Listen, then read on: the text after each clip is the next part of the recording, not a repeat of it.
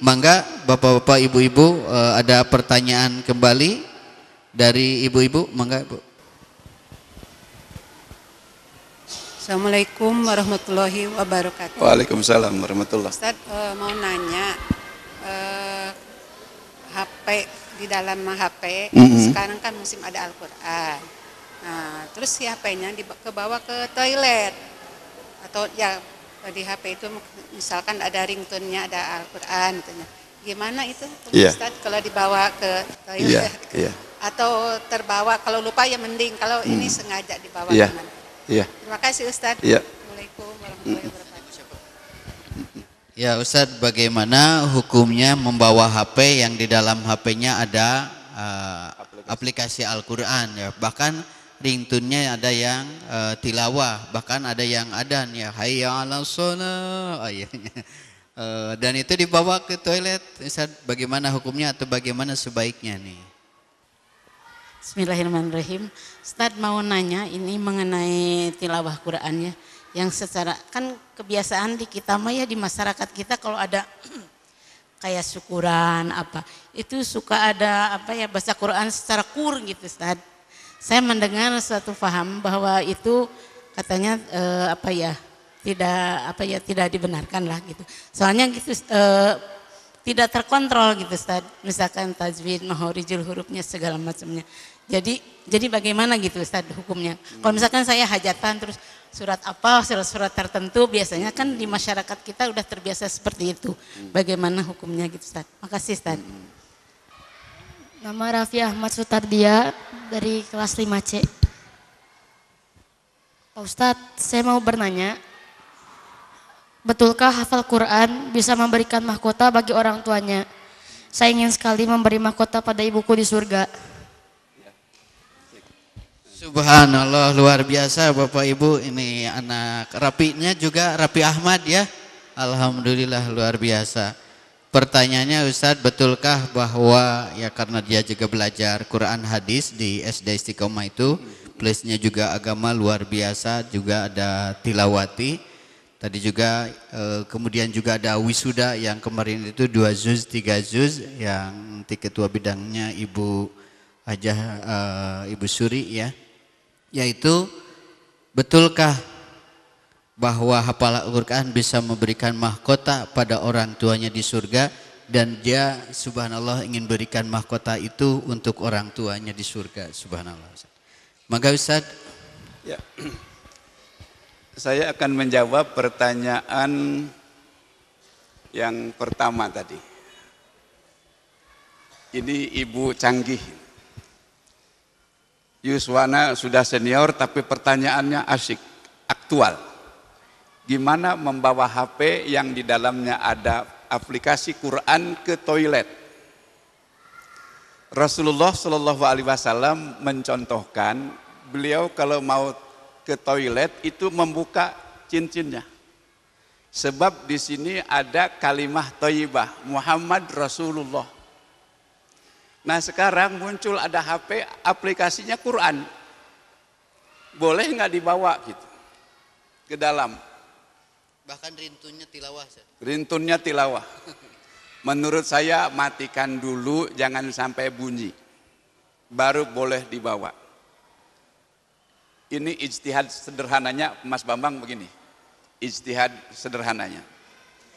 Ibu, di kepala ibu ada memori surat Al-Ikhlas enggak? Ada.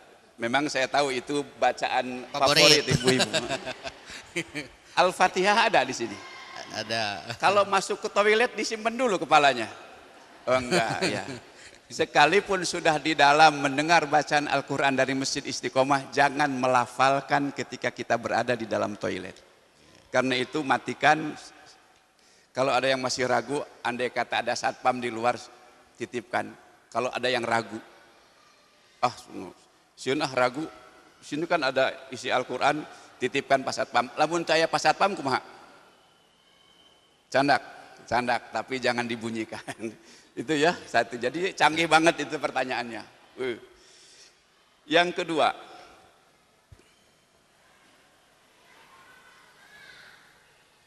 apa tadi? Oh, baca Quran berjamaah.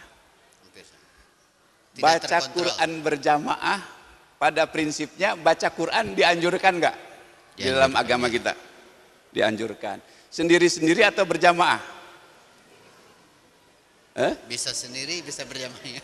Bisa sendiri, bisa berjamaah. Nah, yang jadi persoalan momen-momen di mana dibacakan itu dikaitkan dengan peristiwa apa? Itu barangkali yang harus jadi pertanyaan. Ari ngaos Quran maka enging, mangga euna ge bade rame-rame.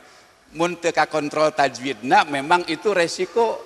Kemudian yang terakhir ini adik kita nih. Ya. Masya Allah. Muhammad Rafi kelas 5 Ustaz. Sebenarnya di ujung itu saya mau cerita itu.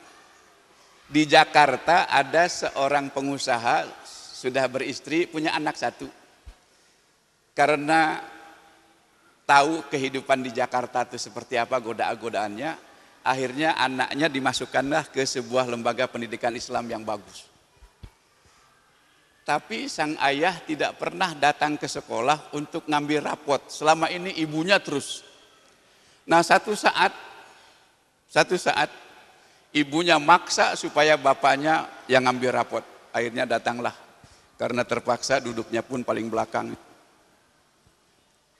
Ketika ada apresiasi seni seperti ada anak-anak TK. Ada yang baca Quran, ada yang baca puisi, ada yang menyanyi, ada yang menari.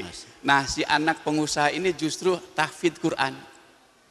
Dia panggil ustadznya ke mimbar, ke depan. Ustadz tolong cek hafalan saya. Setelah membaca ternyata benar. Akhirnya ustadznya turun. Nah MC-nya yang penasaran itu. Adek, kalau orang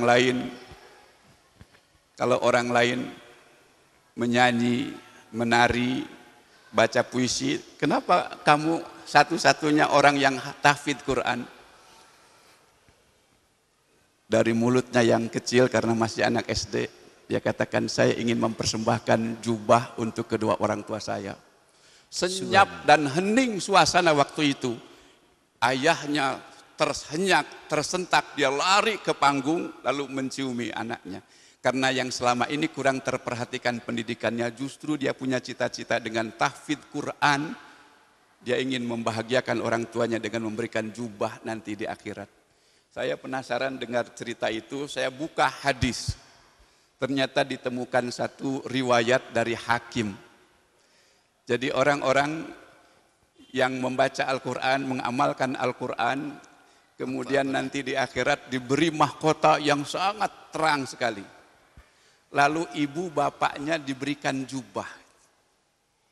Lalu ibu bapaknya tanya, bima kusina hadza, kenapa saya diberi pakaian jubah seperti ini?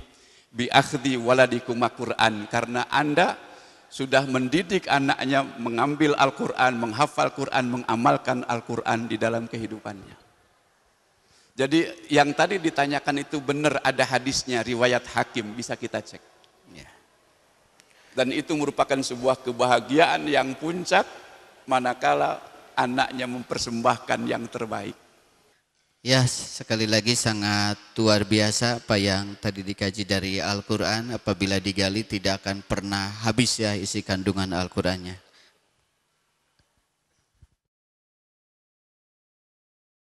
Alhamdulillahirrabbilalamin.